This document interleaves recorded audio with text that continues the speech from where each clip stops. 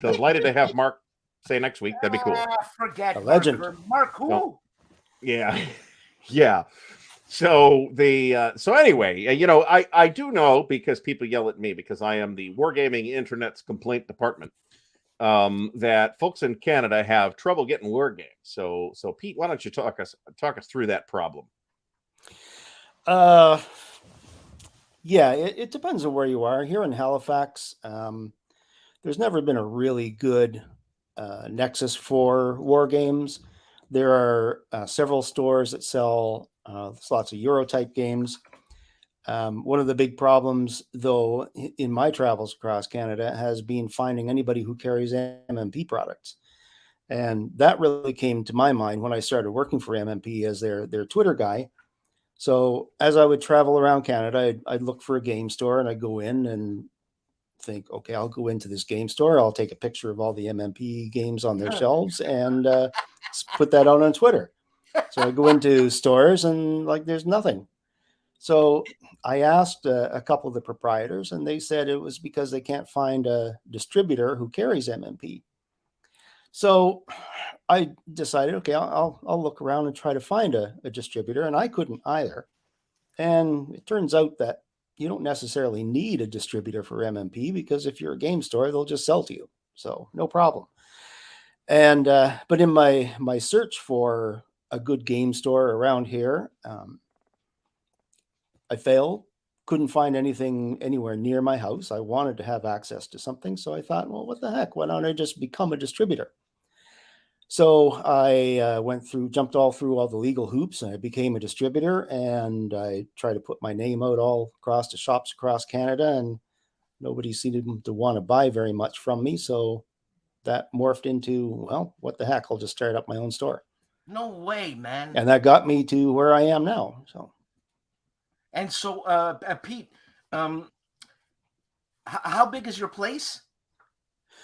I don't have a brick and mortar store. I just sell over the internet out of my house. Okay. Yeah, there just isn't. I haven't built up enough of a client base so far. That's what I was going to ask you about next. Yeah. Yeah. Brian, yes, they do. A C-130 Herc flies over my house every Wednesday, open up the ramp, and parachutes games down into my backyard. Man. You know Good what? thing they're securely packed. That's right. Pete, Lock and Load Publishing is looking for a Canadian distributor, man. Oh, are they? Okay. Yeah. Either tell me to shut up, or you can say, Dan, shut up. I can put you in touch with David Heath, and then that's it. Yeah. Yeah, sure. You'll probably find David very easy to work with, I would imagine. Yeah, man. Yeah, I just actually signed a deal with Catastrophe Games. They couldn't find anybody to carry their games in Canada either. And they've just come out with a Kickstarter called Fall Blau. It's a solitaire card game on the invasion of Russia, Barbarossa. No way. Look at that. So, yeah, I did a deal with them. They can't call it Case Blue, because then people would be disappointed when that's right. Yeah. What the hell is this? Yeah. So I just added them, but yeah, I couldn't find a store nearby. And like I said, I'm internet only, because I just haven't built up enough of a client base yet to have a brick and mortar store. And I don't know if there is a big enough base for that here in Halifax. So you can open up a bar. You could open up a bar. Absolutely. We have more bars per Shanties. capita in Halifax than anywhere else in Canada. Yeah. The I think it's capital of Canada. So I've heard. I think it's going to stay internet based. I've got all my wife was unhappy with having 200 games in the living room, so I got a store. No kidding, man. Now you could call it a retail store. Yeah, It's actually a fabulous. I should try that. Yeah. So that's where things sit now. Maybe you should get a I don't know, a shed or a small garage or something outside of the home and stock everything there, man. I could, yeah. If I did that, it would save me about $300 a month on a storage unit. So, Jesus. There was a place. Used to be a place here in Northeast Ohio. I'm trying to remember where that was exactly. That was literally a place being run, a retail store. They had shelf, racks and everything. It was literally in a completely residential area in some dude's garage. Right. So it has been known to occur. Yes. So you just gotta, the games, you gotta keep the games cold too, right? So Yep. it's got to be climate controlled storage. That I don't have at home. So not at Nova Scotia. What do they call? What's the demonym for Nova Scotians? Do they call them just Nova Scotians? Nova Scotia. Blue yeah, nosers. Or blue nosers. Okay. Blue nosers. Okay. I mean, is it colder there than in Minnesota? I wonder. Oh No. No, it's actually quite mild here in the winter. We've got the Gulf Stream just not too far offshore, so that really tempers the winters here. A lot of our snowfalls happen sort of right at or around freezing. You might get 15 centimeters of snow followed by 20 millimeters of rain. Halifax is a gorgeous place, man. Beautiful. It's a wonderful city. Nova Scotia's beautiful, man. I love the city here. It's got everything I need. It's fantastic. This is a good question, Pete. Are you actually attending conventions as a vendor? I see Jeff's question there. He says, which event were you selling? That was the Shearwater Aviation Museum Spring Hobby Show that happened just this past weekend. And I do go sometimes. I'm going to the CASLO, the Canadian ASL Open. That's happening up in Fredericton in May. So I'll be up there. I'm sponsoring it, and I'll be selling games there as well.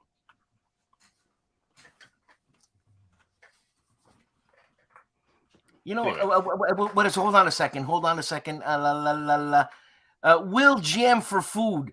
Your grandma was Nova Scotian, eh? No, your grandma was a blue noser, for God's sakes. Get it right. Are we sure it's okay to use that term? I mean, if Pete says Damn it's right okay, it is, then and it's a proud Blue noser, yeah. term to use. Yeah, Blue Noser's fine. We've got the Blue Nose Marathon that happens here every year. And that's basically, for the people who don't know, the Blue Nose is the fastest sailing ship. Is it the fastest sailing ship in the world, Pete? Yeah, it was a Grand Bank schooner, and there was a series of races between American and Canadian schooners, and the Blue Nose won more than any other. You mean we beat those Americans? Yep. We beat them again. Listen, Yeah, you guys, get a life. Get something happening here. You know, we gave you hockey. We gave you basketball. and better beer. Most Americans probably wouldn't recognize that there's better beer that if it wasn't for Canada. I mean, now there's good beer here, but we found out There is, yeah. at first that there was better beer by going to Canada. I mean, you could have found out by going to Mexico too, to be fair. But thank you, Canada, for bringing the better beer to the North American continent and Mexico. So even Mexico has better beer than we used to have. Mexico. Mexican beer's pretty good, actually. Really? Yeah, better than your average American underproofed, over-treated shit. You're not talking about that commercial Corona. Nobody drinks Corona in Mexico. 2 months in Mexico, never saw Corona once. Man. They would drink all kinds of other stuff, but not Corona. Never once did I see anybody drinking that stuff. I guess you don't drink Corona as a tourist there, because then you're going to be spotted right away. Man. You can't get it; it's irrelevant. Serious? They literally just don't. I mean, if you go to, I wasn't in super tourist trappy places, so I mean, maybe if you go to Cancun, you can get Corona because the gringos come down there. Out, I have me a Corona. But yeah, where I was, which was Saltillo, which is like 4 hours south of the border, and nobody goes there except for people going there to work with the manufacturing plants that are located there and missionaries. So when we were in the hotel, we pretty much had the hotel to ourselves, except that like just before we got there, a group of missionaries had left. So as we were, a couple of weeks later, a new group of missionaries arrived, and I had to tell them they are too late. All the people here have already been converted to a different Jesus. So sorry, you guys might as well pack up and go home. Have a nice day. Anyway, so let's talk. And I don't want to pester you about like independent. Where is this and that game in the multi-band publishing production queue? But give us a little bit of insight as to how that like process works. Is it like it seems from the outside to be kind of compartmentalized in the sense that there's like the gamers team that's over here and they're doing their stuff, and then there's the ASL team over here and they're doing their stuff, and now there's a GCACW team and they're doing their stuff. and it just kind of all goes into the front office, and somebody looks at it and says, "Yeah, it looks good to me," and sends it off to the printer. So correct me where that is incorrect. And then 3 weeks later, they call Pete and tell him what happened. I actually don't have an awful lot of insight into the production process. I'm remotely located, so I'm never in the office except for January when I go down for Winter Offensive. But I know that they do have various teams working on design and development. The ASL guys, of course, are playtesting in the upstairs. I think they call it the loft of the MMP building. Yes, and the upstairs, OCS team. God, how lavish. Yeah. But if you're any higher than about any taller than about 5'6", you're gonna bash your head on something. But other than that, I don't know an awful lot about the production process. Usually the first thing I hear from about a game being ready is when I get a call saying, put out the last call for pre-orders. So I really don't hear very much. See, that's what I mean. They're out of the loop. So I mean, maybe I have more insight from talking to the could be, OCS yeah. people. I doubt that. That would be incredible. But thanks, Bruce, for stopping by the way. I agree. Space Rumsfeld. Look at this guy. I've been trying to get in touch with this guy for a long time. What do you got to say for yourself, Space Rumsfeld? That's okay. He doesn't answer my emails either. It's all good. I swear to God. It's an equal opportunity email. Who the hell does this guy think he is anyways? So well, I know who he is, and you know who he is, so he knows who he is. Everybody knows. And there's Jan Heineman is joining us from Deutschland. Yeah, there people from around the world. They saw Canada in the title, and they're like, "Oh, I got to watch this one. This one's going to be amazing." So, hey, Space Rumfeld, will you get in touch with me, Christ? I know where you live. Bruce will be delighted to have you on anytime. So, I don't know that I have his email address, actually. I'm just giving him. I bug him all the time. You don't want to mess with the poutine, though. I think we can all agree on that, right? It is good stuff. The sacred poutine, yeah. That's good stuff, yeah. Do you know all the guys at MMP? Yes. Okay. Who is this guy? He's very heavy set. He's got a face like a mule. He doesn't smile. And he's a bit of a son of a bitch. Who is that guy? You're going to have to narrow it down a little more. But Jesus Christ. He's a big guy and he's just like really grumpy. Well, the two principals, the owners are, actually there are three owners, Brian Yos, Perry Koch, and Kurt Schilling. They're the three owners. Okay. It wasn't Kurt. It wasn't Kurt, and I don't think it was Brian. No, Kurt's not that heavy set last I checked. No, he's a big guy, but he's not. One would not describe him as heavy set, I don't think. Not unless he's eating too much poutine nowadays. I don't know. I haven't kept up with that. But I went to WBC, and there was this miserable human being who was playing ASL, and he was just... Are you sure you're not thinking about Doc? Miserable. I felt like slap him in the head. What the hell's the matter with belligerent? You say Canada, and he gets all belligerent, defensive, and all this. You might be talking about Brian. He comes across as grumpy sometimes, but he's actually a very nice guy. And I'm sure he is. And when I would see him, if I would see him again, I would tell him exactly. What's the matter with you? Look at that face. You should tell him. You should smile more. Seriously. You know what I'm saying? I think that might go over exceptionally well.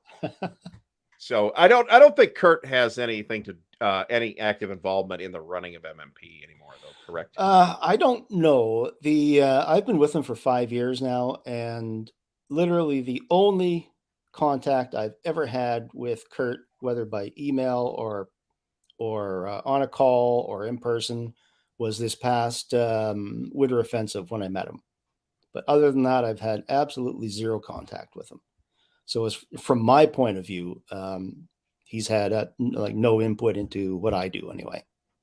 Well, he wasn't at least when I was at ASL Oktoberfest, he wasn't there either. So right. I did see him at Oktoberfest years and years and years ago, but that was literally like 20 years ago. So I have no idea.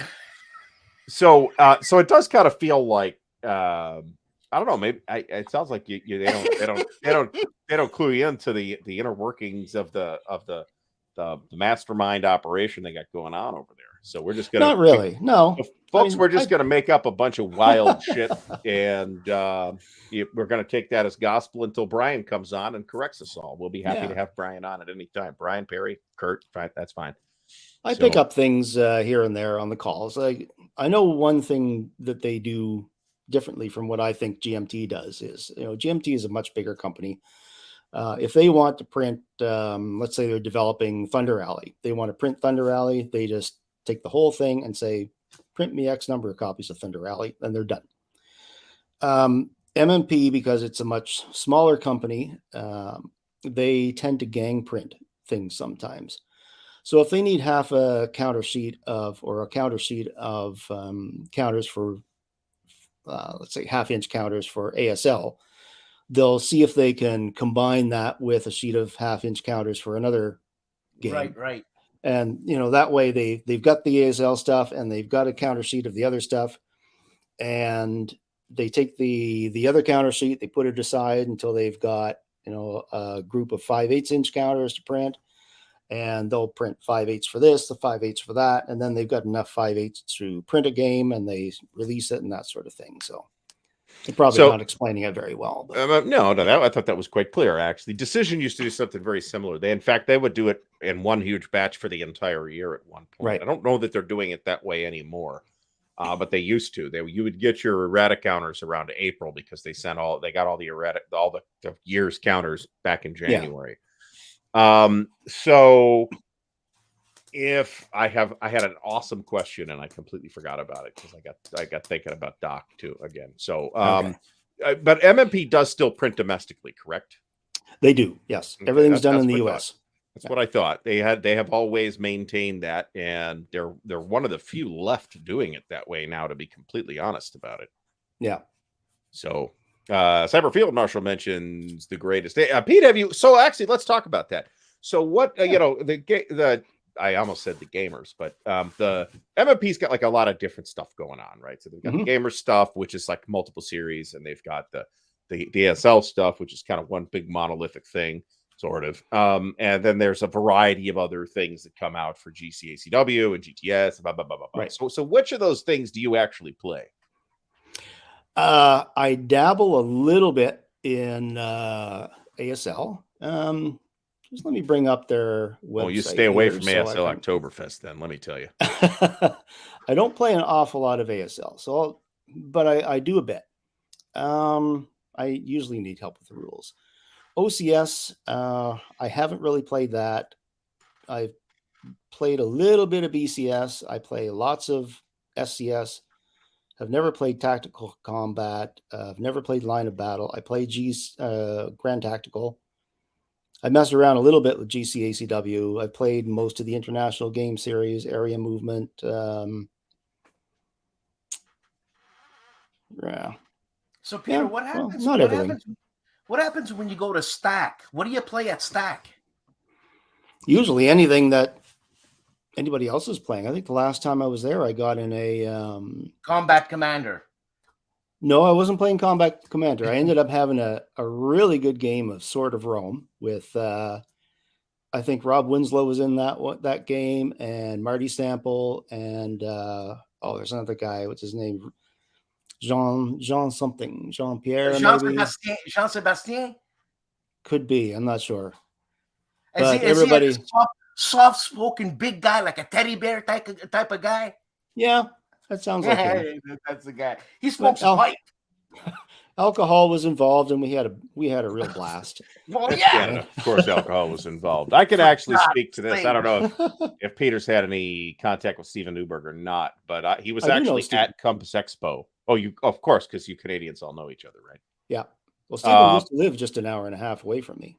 There we go. And he used to run Simulations Canada, and he's been involved in some other stuff as well. A bunch of games that came out of Simulations Canada have been, in the last few years, been redone in Paper Wars magazine by Compass. Right.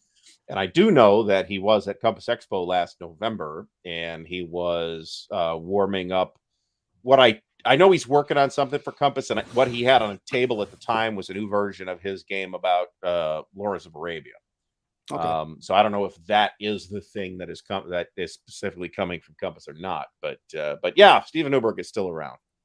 Yep, Stephen used to live in a little town outside Bridgewater, Nova Scotia called Italy Cross. And I met him down there a couple times. I was down at his place. Then he moved out to British Columbia. He's living near Nanaimo somewhere. I'm not exactly sure where. But I used to go to BC for work for quite a while, quite a few times when I was with the Coast Guard. And there we had a common friend there, John Kula, who used to put out a magazine called Simulacrum. I don't know if I've heard of either it. of you have heard of that. And John lived on a houseboat in Victoria Harbor, and we would go over to his place. There'd be me, Steven Newberg, Brian Train, who's another game designer, designed Brief Border Wars for Compass. So the four of us would sit there at John's, and we'd play games and shoot the shit, have fun. It was a good time. And drink beer and do mushrooms. I mean, I would assume you've got to play. If you're playing it on a boat, you got to be playing naval games, right? I would assume. We used to play games that John was designing. He was designing a game on the Russian Civil War, and I can't remember the title of it, and I don't know if it went anywhere. But John unfortunately died a few years ago. So, good question from Jeff Beeler here. How did you end up becoming the social media czar for Multiman? That is a good question. I assume bribery was involved. Oh, absolutely. I got back into gaming after I got out of it. After I joined the Coast Guard, I was just too busy. And then I got into a bad marriage that kept me out of gaming for about a decade. And when I got out of that, I got back into gaming. I was about 40 years old. And that's when I really found out about MMP and the gamers and so on. That was about 4 or 5 years after MMP came into existence. And I was in another marriage with a woman, the one I'm married to now, who was very supportive of my gaming habit. So I started being able to go to conventions and so on. So going to Stack Academy and the Niagara Board Gaming Weekend, I started meeting people like Rob Winslow and Marty Sample. And they Marty's also not know Canadian. That's unfair. No, he comes to Canada sometimes. And those guys know the MMP people. And so when Marty MMP knows everybody. When MMP put the word out that they were looking for a social media person, I think it may have been Marty, and I might be wrong. I don't think he's ever confirmed this to me in person. But I think he said, "Hey, I know this Canadian guy who's polite because all Canadians are. So maybe you could talk to him." This makes perfect sense, actually. Yeah. So we need somebody who'll be really good talking to people. Let's find a Canadian. So they brought me down to the Winter Offensive in 2018 and kind of gave me a test run and talked to me for a while and then hired me. So, and there we go. And of course, you're being paid an immense salary, I'm sure.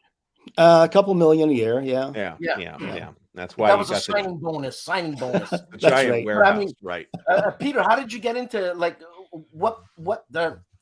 how come you media? What's happening with you media? With me media? Yeah. Like, how come you took the social aspect of this thing? Like, how involved are you in the social media, filming and all, editing, whatever, if that's involved? Well, he had a Zero. significant advantage over everybody Absolutely else zero. at Multiman because he was on social media and had heard of it. Yes. So basically what you learned on the job. Yeah, pretty much. Really, pretty much what I do is I take information that MMP has about their games when they're coming out, as much information about them as I can find, people doing play tests, people doing after action reports and so on. Just put it out on Twitter and Facebook and try to be available to answer questions. Send me that stuff. I'm going to put it on the show every Saturday. The MMP board. What's going on with MMP? Okay. Well, I don't know that updates are quite that frequent, but that's a great idea. No.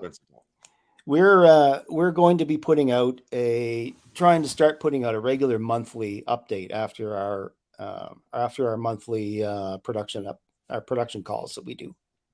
Is that call monthly?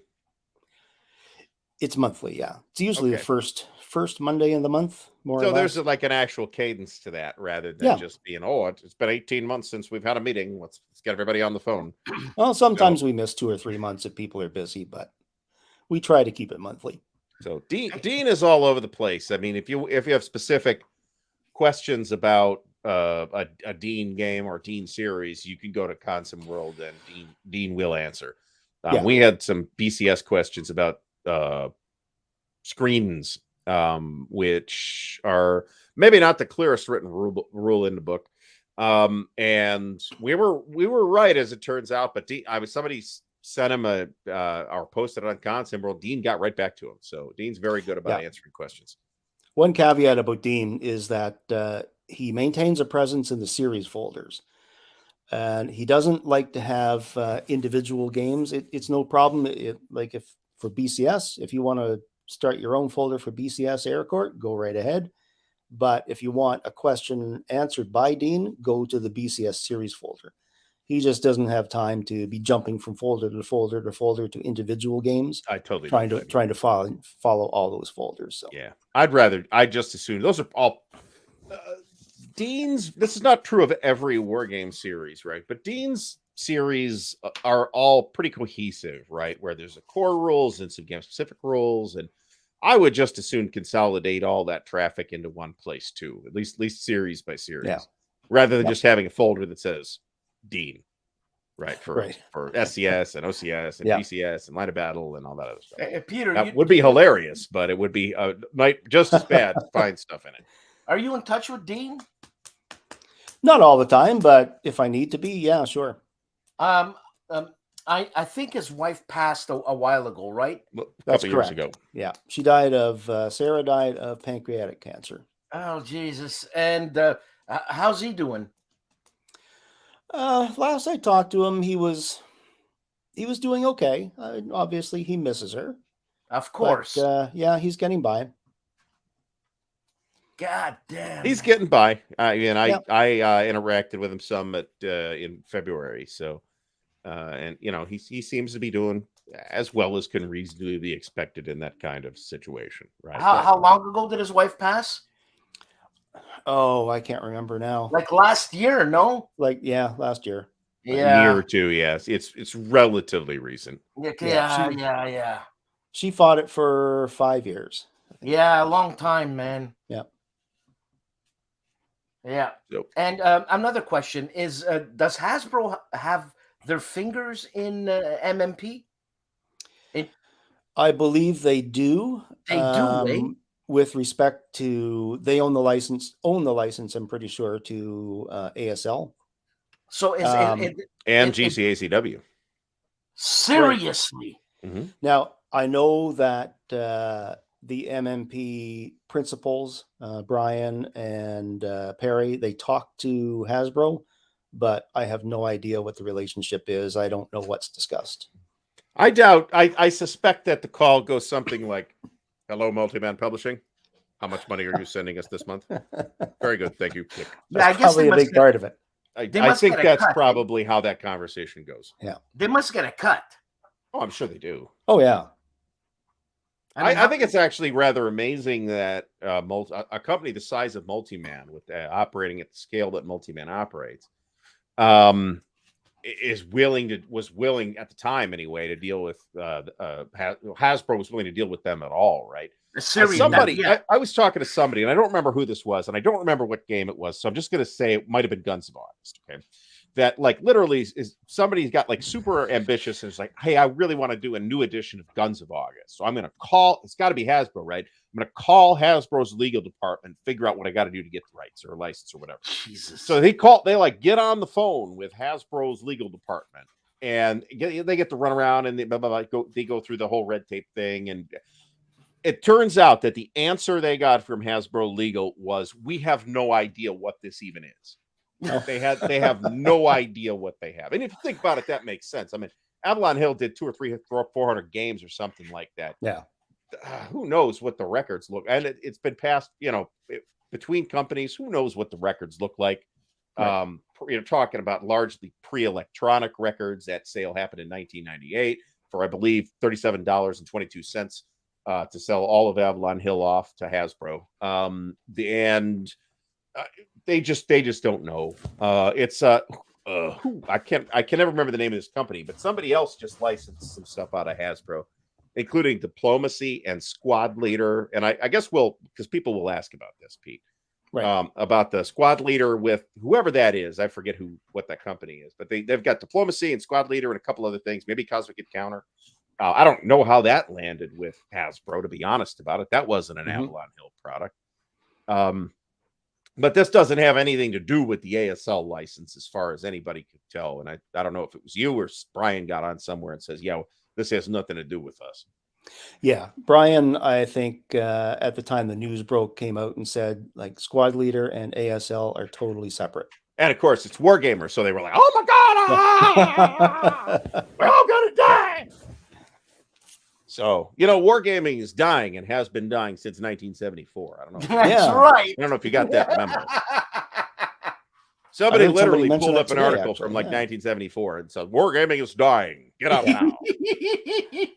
The graying of the here hobby. we are. Yeah, yeah. So what's I am happening very with curious Squad to see what they Leader? do with Squad Leader as well. I don't know that it may or may not resemble the old Squad Leader. Nobody knows. And have miniatures. No idea. It might have miniatures. It might Could look be. a lot more like Memoir 44 by the time they get done with it. I have no idea. They have made no announcements on that at all. Axis and Allies, yeah.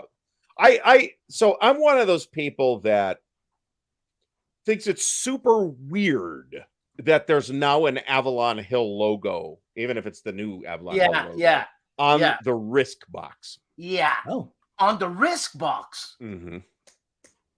On the Risk box. I thought you were talking about Axis and Allies. Okay. That too, but that's a little closer to I would say in terms of like level of like magnitude of popularity, right? That's a little closer to Avalon Hill than Risk is, right? Risk but what the hell does Avalon Hill have to do with Risk? It's just how the companies divided up into little bitty pieces. So, if we're talking about Dunnigan, that's not who I'm talking about at this time. I don't know. Maybe that article was him actually. I think but that was later. So, this is exactly Gamer's Closet has it right on the nose here. I don't think they have any idea what they even have. I mean, they know. I'm sure they know what the current licenses are, because then every month or so they'll be like, "Hey, somebody's multi-man publishing sent us a check. Anybody know anything about this? No? Okay, well, we'll just cash it then. Let's go to lunch." So, I mean, the entire wargaming hobby, including GMT and Compass and MMP and Legion Wargames and everything, is like a rounding error for Hasbro. Okay. I mean, the Wizards of the Coast made over $1 billion last year. So Wizards of the Coast, right? And all they do is Magic and whatever the card games they got going on now, and D&D, and that's it. So, and they made $1 billion. Wizards of the Coast topped $1 billion in revenue last year. Yes, I don't know if it's revenue or profit. I think it might have been revenue, but still, that's possible. Yes, this is actually possible. That's all this is. So this is probably 4 or 5 years ago now. If you went to Origins and you looked at you walk in the door, they hand you a program with the map of the vendor's hall and all that. You look and see who's there, and I got to visit these guys and these people and blah blah blah blah. You notice there's a little booth for Avalon Hill, and you're like, oh, what's up with that? That scene, you're like overcome with nostalgia. You're all sweating and everything. So you go to the Avalon Hill booth, which has 0 people and an M5 Stewart. An actual M5 Stewart that they had wheeled into the convention, or drove, who knows. I believe they drove it in, actually, because they had to put mats down on the floor to get it in. Tank. The tank. There was nobody there, but there was an M5 Stewart. And this was in promotion effort for Axis and Allies and Zombies. So it was whatever year that happened. Hey, George Ioris, Ticanis, Ticanis. George, thanks for stopping by. Good to see you. I mean, so this is an interesting question that's going to, be beyond, Pete, if you got an opinion on this, feel free. But there's a valid conversation to have about what these like third-party publishers bring to the table. Okay. So there's really relatively little of this happening in wargaming. Okay. Where you'll find, some, Johnny Smith will create Johnny Smith games, run out of Johnny Smith's basement, and they'll start knocking out, Commands and Colors product, right? That really doesn't happen, except with ASL. In wargaming, I've been kind of thinking about the difference in this respect between role-playing games and war games. War games seem to operate in there's like no open license or community content program or anything like that. And yet wargamers tend to like share mechanics more readily than, say, role-playing game designers do, I think, right? And maybe that's because we have a tighter and more closed pool of mechanics to pick from. That's possible. Although folks like our good friend, the very handsome David Thompson are certainly making an effort to change that. One of the things, though, that I just find it interesting to speculate about, do you have any insight as to how, say, Multiman feels about the third-party ASL publishers? Is that just something they're just like, yeah, there's nothing really you can really do about it, or just Brian getting all up in a dudgeon about whatever Critical Hit just released? I doubt that very seriously, but I'm going to ask. He has never commented on that in front of me. No, I would be surprised if they care at all. I suspect it's probably falls somewhere around there's nothing we can do about it. As long as they're not breaking any laws, I mean, what can you do about it? I mean, it's Hasbro's IP. I guess it's Hasbro's responsibility to chase them. Yeah. And if Hasbro decides Johnny Smith has 17 cents in his savings account, this is not worth the hourly rate that we pay our legal department. And that's plausible. Like, I have to wonder if maybe it even helps them in some respect. Like if you, for example, you see somebody go into a store and they see this really nice Lefranc-Tireur product. Oh, gee, I like to play this game. Okay, well, if you want to play this game, you have to go buy the ASL system. So that benefits MMP.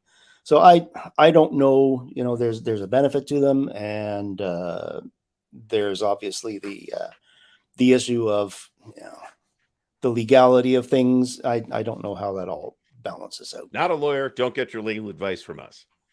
So right, exactly. This is true, actually, but they were kind of working with Avalon Hill though directly. They were all play testers. Yeah, they weren't just like totally random people that started cranking out their own stuff. It's like they were inside the loop, even at the time. And I got to wonder to what extent, because we see this a lot more. We see that kind of third-party content creator market a lot more in role-playing games, where we have these huge community content programs that are, in some cases, like maintained by the publisher of the system. D&D has one, and by the way, thanks, Pete gave up his D&D game to spend this time with us. So we're going to introduce Pete to Traveler, and then he'll never want to play D&D but Traveler has one, and Chaosium has one for RuneQuest and one for Call of Cthulhu, and there's some other ones as well. Those are the big ones. But it really seems like those kind of like feed this creative ecosystem of interesting products that come out. If you ask Ryan Dancy, he would probably absolutely say, yeah, we believe, I think that's driving sales of the core materials from the main publisher as well. That was the whole impetus of doing the open game license in the first place. We've lost Dan. No. I was going to ask you a question, Pete. Yeah. Have you traveled a lot across Canada and checked out a lot of the brick and mortar shops, I guess, a couple of years ago? And which one is the one that stands out in your head, if there is one? I have. I've been across the country at least half a dozen times, up to the Arctic, up to Iqaluit, Yellowknife, and I think the store that really impressed me the most was the Sentry Box in Calgary. The Sentry box, eh? Yeah, I've heard just very good things amazing. about it. Big store, 2 stories, and there's one big room. It's probably maybe 20 by 24. That's pretty much nothing but war games. With Seriously. loads of old used SBI titles, multiple copies Hold of. on, I'm map questing Calgary here. Just a moment. Yeah, it's a great store. Just looking at this question from Robert O. My understanding that MMP committed to reprinting Mike Ranello's Shifting Sands. Yes, I believe that's correct. I've heard nothing. Neither have I. Can I touch on why it seems to take MMP so long to publish reprints?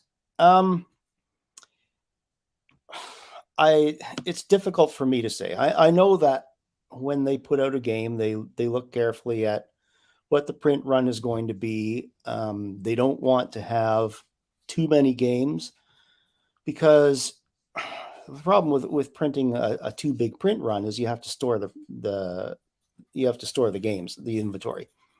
And inventory is taxable. So if you print 10,000 copies of Shifting Sands and you sell 6,000, now you've got 4,000 sitting in the warehouse. The government comes along and says, you got 4,000 copies of this game. That's an asset. We charge you tax on it. And it's the same. It didn't used to be the case in the U.S., by the way. That was a tax law change sometime in the late 70s or early 80s. Yeah, I think that's the same with Canada. So, like my game store too, and at the end of my fiscal year, I have to send my inventory to my bookkeeper so they can figure out how much tax I'm paying. So the problem with reprints, like for example, people are saying all the time, well, why can't you reprint? I think it's DAK. You look at a copy of DAK, it might go for $300 on the aftermarket. So, why don't you print another edition of that? How many do you have to print? And what's the price going to be? And just because it goes for $300 online doesn't mean that there's enough of a market for people to pay $200 a copy for them to print, 1,500 copies, that sort of thing. So it comes down, I guess, partly to the fact that MMP is a small company and they have to be quite careful with what they do. That's understandable. And I can also say that you can actually run Mike Ranello down and ask him what the holdup is. Yeah. So and Mike's not terribly hard to find. He's on Facebook. So yeah. By the way, if I told these guys already before the show, but if I suddenly disappear, it's because I'm streaming from the new computer and not everything is quite set up yet. And we did have a small glitch where the video feed disappeared in the pre-show. So, Pete, you raised a good point, because it's a mistake to think that there's necessarily a correlation between an aftermarket price for an out-of-print product and a demand for a reprint of that product at the kind of economy of scale that you'd be looking at, right? So how many people, bought, I don't know, say maybe they printed 1,000 copies of DAC 2, for example, okay? And I know they had trouble. They've been saying this for years, so I'm going to assume they're right. That they had trouble getting rid of them at the end, where they had to fire sale them out the door, and now it goes for $200 or $300 sometimes. And they don't want to sit on that and pay taxes on the inventory, and that's completely understandable. But that aftermarket market doesn't necessarily mean that there's another 1,000 people that can buy it, right? And if you only print 500 copies on a reprint, then the price to print goes up significantly. You lose the economy of scale. Yeah, this is especially true. This is, or I should say, it's maybe less true for companies that are printing in China, I'm told, but it's definitely still true here in the United States, where the price per copy to do the print run in the first place goes up very dramatically when you start shedding. And 1,000 copies is not for an offset printer. 1,000 copies is not that much, right? No. I mean, you got how many copies of Catan did they print, in 2022? 200,000. I mean, There's very few hobby games that made that number ever. And those that did so over a lengthy period of time. Games like Squad Leader, Panzerblitz, and stuff like that, or ASL presumably is a big number, whatever that number is. Multiman's not talking, and I wouldn't expect them to be honest about it. Hell, they may not even know that because they weren't charged for a good chunk of the product's lifespan, right? Right. So, that's just the way it works, right? That $300, remember, you only need 2 people to bid it up on eBay, right? Yeah. If you got 2 people that decide it's worth $200, $300, then you get in a bidding war, but you can't reprint 2 copies. Nobody's going to do that, right? No. Oh, unless you're printing on demand. But Pete, I want you to ask them about doing a print on demand copies of Case Blue. Okay. I will. See how that conversation goes. What are you, an idiot? Yeah. Can you imagine the smell? Yeah. If nothing else. Oh my God. I'd have to fumigate the house if I brought a print-on-demand copy of Case Blue in here. Well, I have my copy. What's that awful, wretched stench? I have my copy, so I don't care about the rest of you. So the point is not necessarily that there's no market for a reprint, right? But the point is that you can't necessarily draw the conclusion that there is a market for the reprint based on the exorbitant prices that some yahoos charging on eBay, right? And also we got to remember that sometimes people price things very optimistically, shall we say, especially on eBay. But I even see that on BGG and on the Facebook Marketplace group, which has consistently been one of the best places to buy war games, by the way, the Consim Marketplace group on Facebook. BGG is pretty good too. But this is theoretically true, but there's also extra hassle endemic to this. So let's take an example product called hypothetically the Devil's Cauldron, which has made its number. Pete, do we have any insight as to when the Devil's Cauldron reprint's coming? I hope this year. The rules are being reviewed right now by yours truly. Okay. That's been assigned to me. I'm going through them right now and probably turn them back in next week. Where it will go after that, what the time frame is, I don't really know. I mean, they got to find a production slot for it. I'm guessing. Yeah, that's right. Multiman's not the size company that can just say, "Oh, here it is, off to the printer, off you go." No, Avalon Hill could do that because the printer was downstairs. That's right. Yeah. But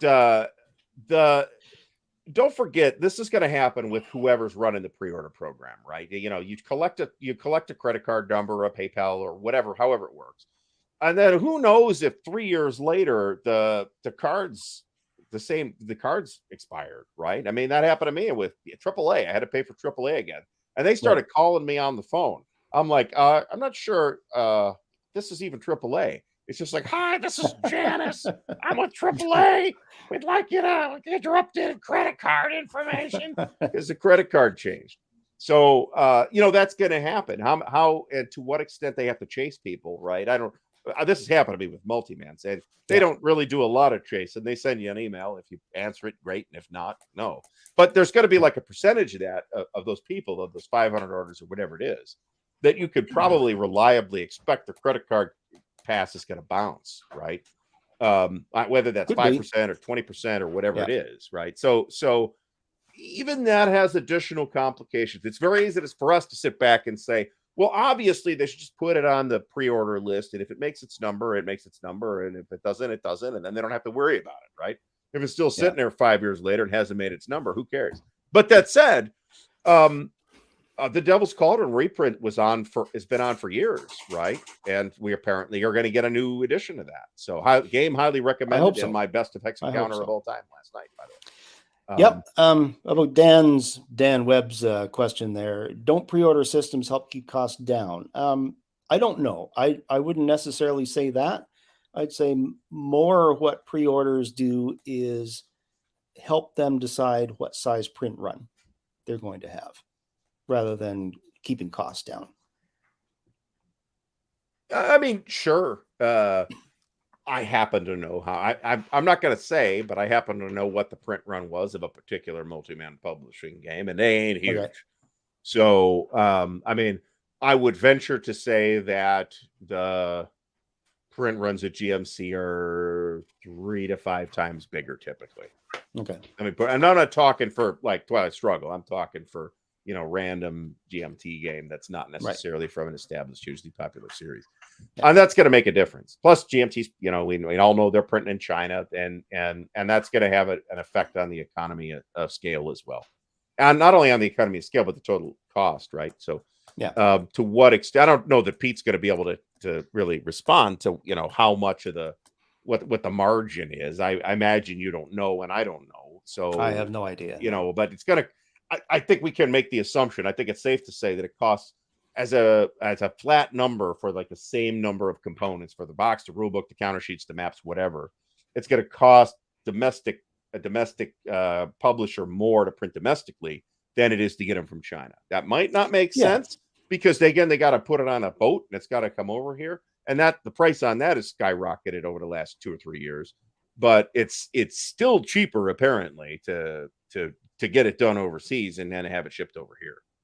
Yeah, and that applies to a lot of things. There was an article in the Globe and Mail, it's a Canadian newspaper, comes out of Toronto, a few years ago that compared the automobile sector, and the average worker in the North American auto sector cost the manufacturers about $70 an hour. It wasn't necessarily their wages, but it was the cost of their wages, the infrastructure that they had to have for building the cars, how much they had to set aside for medical payments, the medical plan, the pension plan. So all the costs that they had for producing cars divided by the number of people sitting there working on the cars came out to about $70 an hour. And the exact same automobile sector in China worked out to 80 cents an hour. Oh, Jesus. That just tells you the absolute massive difference in production costs between North America and China. I think it's safe to say that none of the three of us here got ripped off by HMS GRD. So, I'm just saying. If you look at containers, containers are so cheap to make in China that it's not economical for a ship leaving China to pick up empty containers to take them back to be refilled. It's a waste of money. So they just dump them empty wherever they happen to be. They never take empty containers back. Middle of the Pacific. They just build new ones in China. It's cheaper. Jesus. It's cheaper than taking an empty container on a ship back to China to be refilled. It's just cheaper to build a new container. So. And there's companies that sell those containers for like the 10-foot ones. I think it's $3,000, and the 20-foot ones are like $5,000. Yeah. They used to be. I know they're running a lot more than they used to. William Bird asks about Kickstarter as a potential pre-order method, and Kickstarter has not really been an especially widely adopted thing inside wargaming, right? There's certainly a decent number of companies that are doing it, but none of the big ones are, except Compass. And for Compass is doing it, yeah. It's just like, it's not their real pre-order system. It's just like, well, we're about to ship this. We might as well do a 10-day Kickstarter and rustle ourselves up another few hundred orders, which is, okay, that's not a bad idea, right? If that's how that works out, and they give those people, I think, the same discount on whatever the MSRP is. Has there been any discussions in your hearing about doing some kind of crowdfunding mechanism like Kickstarter at MMP? Sort of. On a couple calls, Kickstarter has been mentioned, but only to the point of, should we think about Kickstarter? Okay, well, let's talk about that sometime when Pete's not around. So I never get to hear any of the discussions, but I know that it's been brought up a couple of times. Okay, so they're at least considering it. So that's something. Yeah. I'm not saying that's good or bad. I have no particular opinion. What was that hockey score that popped up there for Hold a second? on. Tampa 3, Toronto 0 after 1. And the Florida there you go. Florida has a hockey machine. What's going on? Tampa in 7. You heard it here first. I think you got to mobilize the RCMPs. Send them down to Florida. So,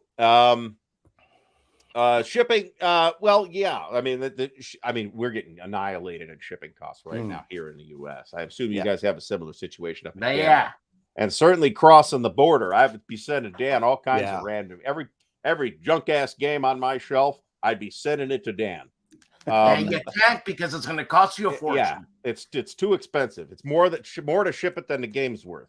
Absolutely. So I got 10 copies of Tito that got your name on it, and you're going to get them at WBC. If not this year, then next year.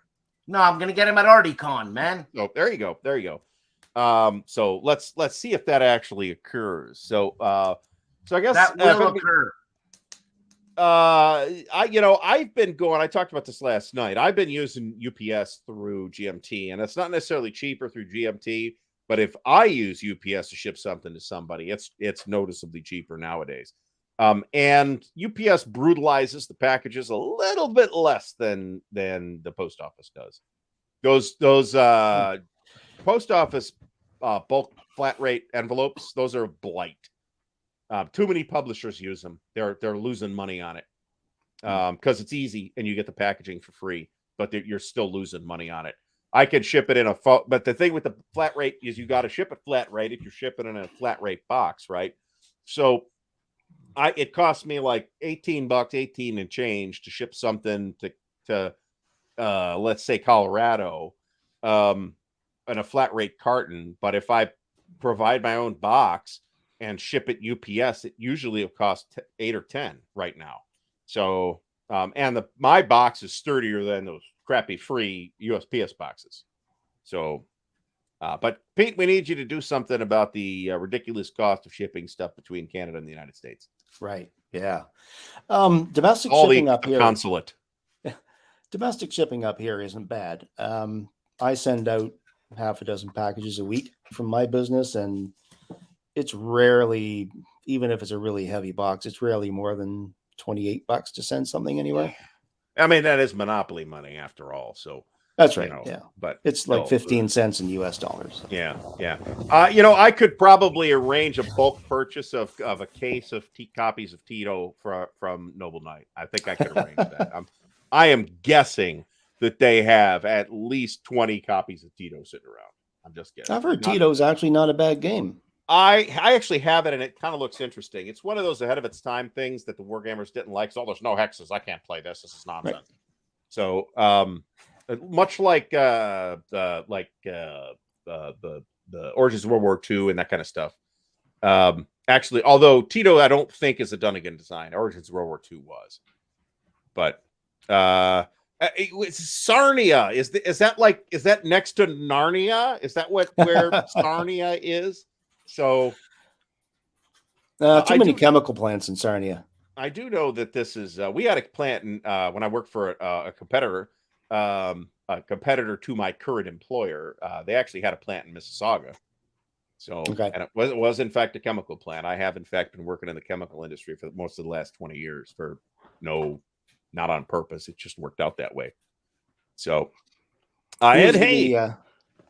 who was the guy in Saturday Night Live way back in the day? The guy from Jersey. Was that Joe Piscopo?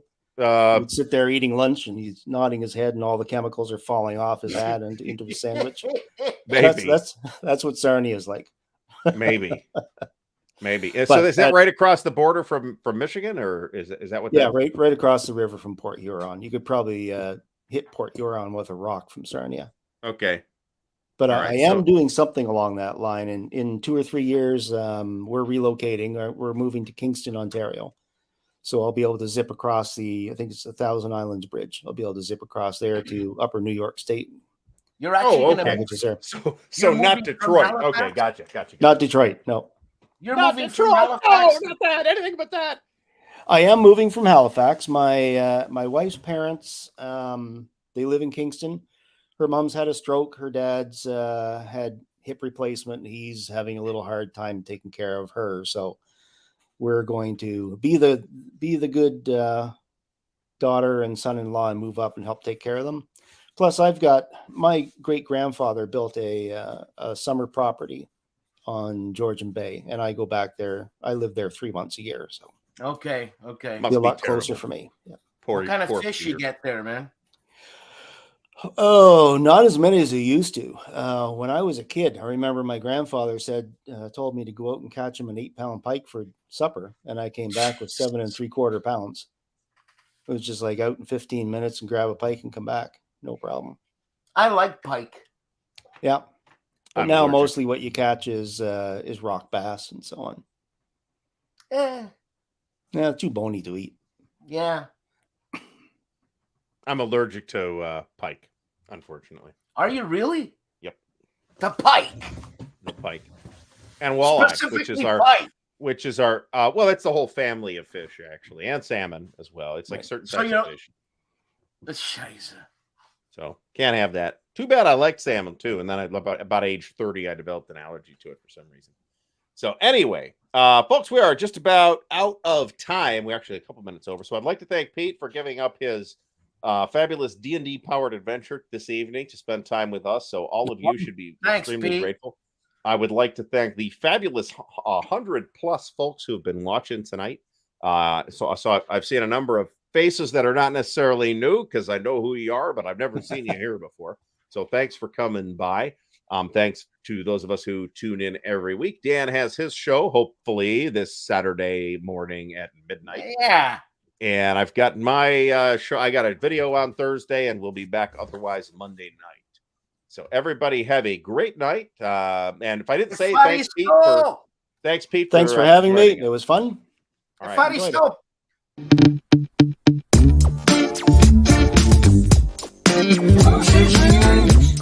Big move. Big win. The moose is loose.